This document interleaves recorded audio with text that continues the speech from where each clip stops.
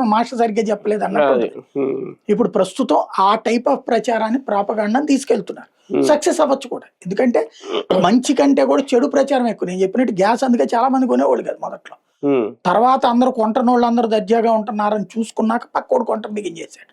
ఇవాళ అందరూ గ్యాస్, ఇవాళ మళ్ళీ కిరసనాయిలు పోయి మనండి ఎవరన్నా మొన్న పెట్టారు కూడా కదా కిరసనాయిలు. ఏమవుతుంది? ఇప్పుడు గవర్నమెంట్ తీసుకొస్తున్న కాన్సెప్ట్ ఏంటంటే ఎలక్ట్రిక్ వెహికల్స్ బాగా ప్రోత్సహిస్తుంది, నెంబర్ 1. రెండోది ఇథనాల్ని వాడకం. ఇది మీరు చెప్పినట్టు చెరుకు ఒకటే కాకుండా ఏ పంట అయినా, మొక్కజొన్న అయినా వాడచ్చు, ఏదైనా వాడచ్చు ఇథనాల్కి.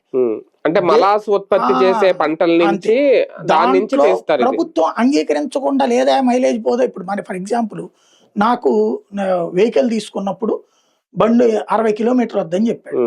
నా జీవితంలో ఇంతవరకు చూడలేని అది బండి వాడటం కొత్తలో వాడినప్పుడే 45 కిలోమీటర్లు వచ్చింది. ఇప్పుడు చూస్తే 30 కిలోమీటర్లు వస్తుంది. ఈవెన్ మీ కార్ అయినా అంతే. ఎలక్ట్రిక్ వెహికల్ ఆ మధ్యన మేము చూస్తే 400 కిలోమీటర్లు వద్దని చెప్పాడు.